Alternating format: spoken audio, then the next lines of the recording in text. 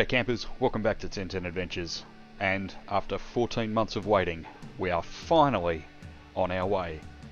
Join us as we start our mini lap of the southeastern corner of Australia. After leaving home, we headed to Torquay, where we spent 2 nights with our friends Jess and Hamish. We didn't do a lot of filming, we basically wanted to just enjoy our time.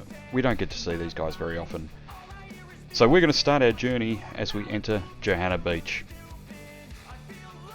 Johanna Beach is located about 45 minutes west of Apollo Bay, and it's one of our favourite camping sites.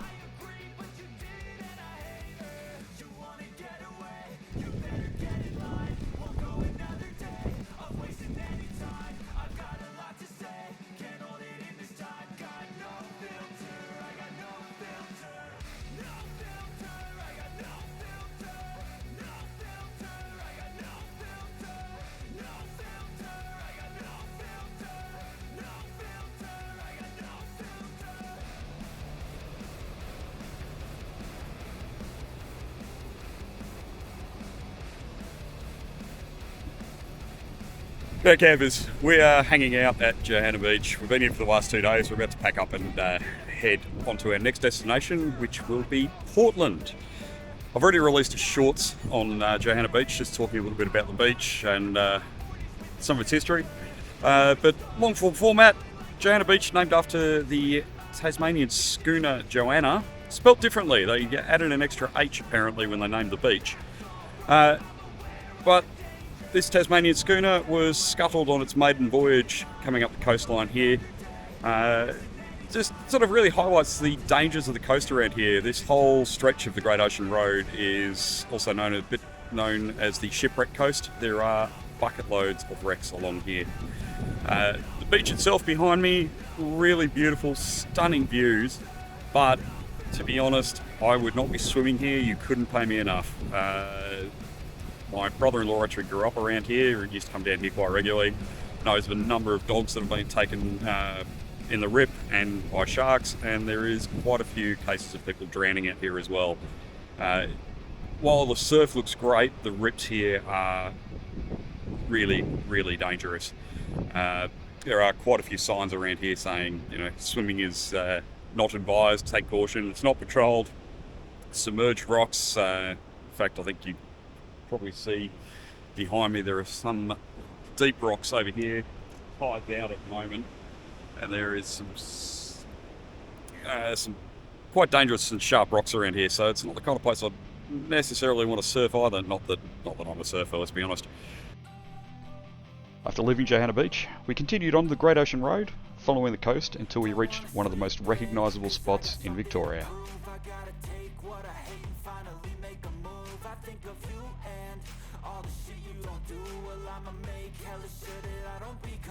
Well, you can't do a tour of the Great Ocean Road without stopping here and what's left of the 12 apostles. I think there's only about 6 left nowadays, but just check out this view behind me.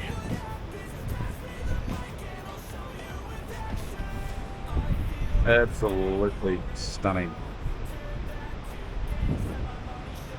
And I'm going to sit here and enjoy this.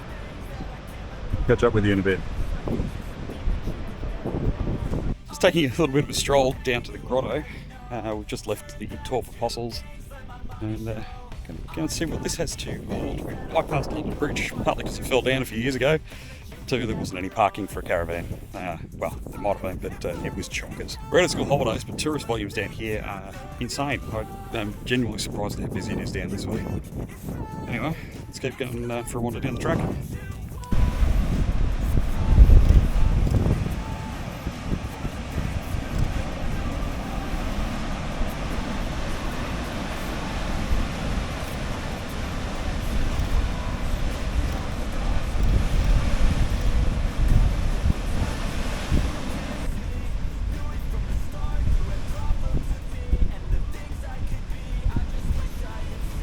So I just thought I'd do a little bit of a quick piece while we're driving, now that I've adjusted the tyre pressures. We're on the Great Ocean Road, we're doing about 80 kilometres an hour. Up until yesterday, our average fuel consumption, according to the car, we're actually going to do some proper readings soon, but in the car it was telling me that we were doing about 18.1, 18.2. Now that's about 3 litres per 100k more than we were doing towing the fulls. Now since we've adjusted our pressures, we're sitting at 67 and 66 left and right, and 45, it's now 46 and 49 in the rear, just based on where the sun's coming from, I think. We're now travelling at around 15 litres per 100k. Now, if you're towing with a 300 series or a Nissan Patrol, those are figures you can only dream of. So we're towing almost 3 tonne, probably about 2,600 kilos, and we're towing at 15 litres per 100k at 80 kilometres an hour. So I sort of wanted to throw that in just to, for the naysayers about the Prado and its towing capabilities, but also just to talk about the TerraSports as well. It is towing like an absolute dream. We've had no issues with trailer sway. We've had no issues with braking, nothing. It has been absolutely fantastic. Anyway guys, we're on our way to Warrnambool now. We're going to go and do a bit of a supply run, retop up the tanks with some fresh water, and get ready for our next stop in Portland, where we're going to spend the next 2 nights. We'll catch up with you soon. So behind me is the Logan's Beach Whale Nursery, and during May to October you can often see whales out here breaching. Unfortunately we're very much at the wrong time of year, but it's a beautiful beach nonetheless. We're just outside Warrnambool now. Probably going to be getting into town about another 15 minutes, 20 minutes.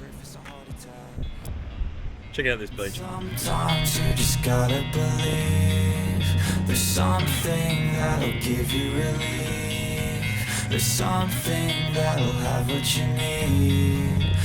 you need. Okay, so we're in Portland, Victoria, which is getting pretty close to that South Australian border. And behind me is the Cape Nelson Lighthouse. I'm going to try and get a little bit more information about that. Let's just go and wander up and have a look. Like all lighthouses, this is here to protect ships coming in along the coastline. As I said earlier in this video series, this is the shipwreck coast. I'm just going to turn the camera around and see if you can see, but there's actually some deep rocks along here that the darker patches in the ocean floor. It's very visible from up here. I'm just not sure how it's going to come out on camera, but let's see if I can point it out to you. So somewhere sort of here-ish, and a little bit further off to this side as well, there's some darker patches which are some submerged reefs.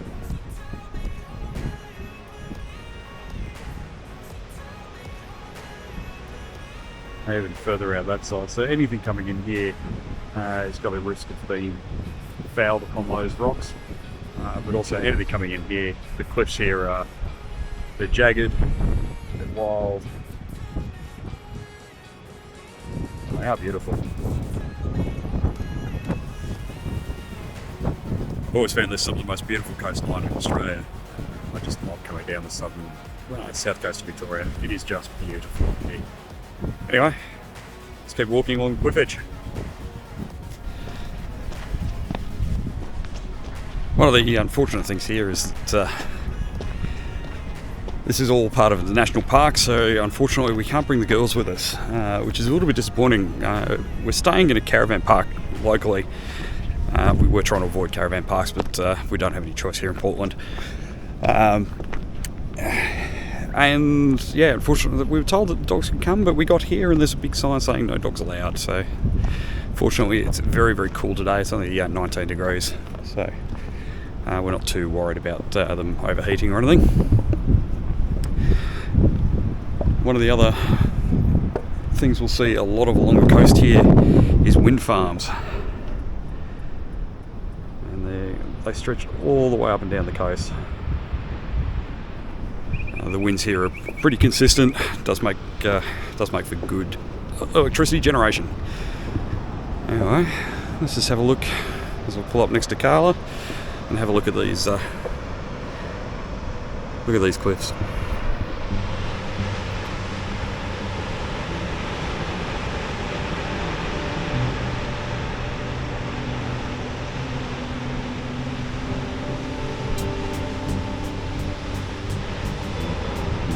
Surprisingly calm day today. Okay, so we're about 25k further around the coast from the lighthouse. We're now checking out the Petrified Forest. We're on the end of Blowholes Road. Again, no dogs allowed, which is becoming a little bit frustrating. This is all national park, so that's fine, but it does upset me a little bit that we're walking through a national park area and no dogs, but they don't mind putting all of the wind turbines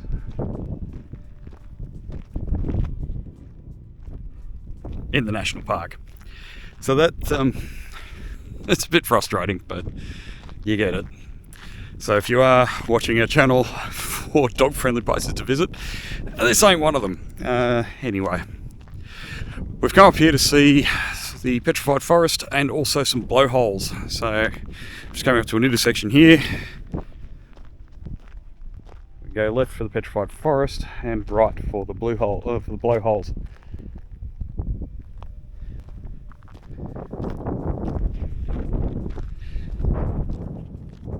So head on up to the forest and I'll show you some petrified trees. And if you're looking at this, you would absolutely be convinced, given the ring formations and the shape of it, that these were used to be trees.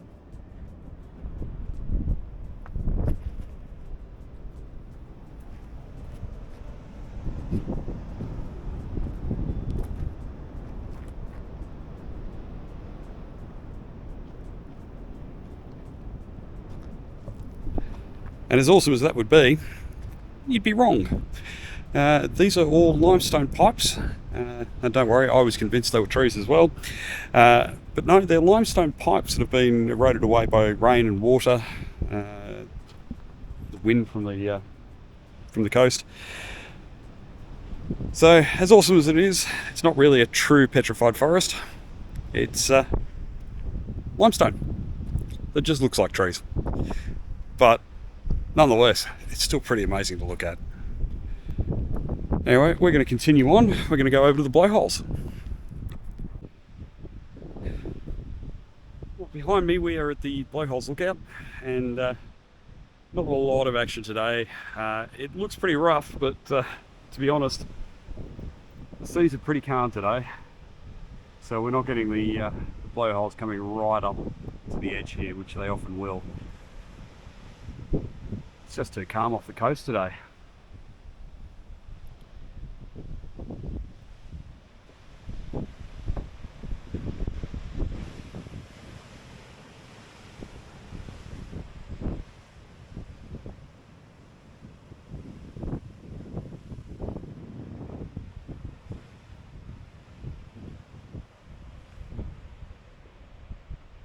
My memory serves from the last time I was here, the blowholes have come right up along here.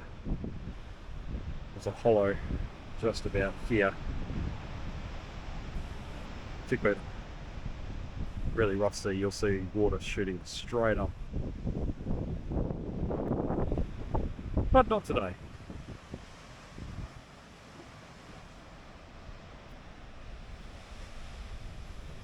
Well guys, that's it for our tour of Johanna Beach and Portland. Next time you see us, we'll be in South Australia, and we're going to Port MacDonnell first, followed by Mount Gambier. Don't know if we'll film much in Mount Gambier, it's a pretty major township, but we'll see how we go. Anyway guys, thanks for watching, we'll see you in the next one. Cheers. Don't wanna sleep in, cause I got something to prove. I gotta take what I hate and finally make a move. I think of you and all the shit you don't do. Well, I'ma make hella sure that I don't become you. I have no regrets. Give us a wave, Bubby.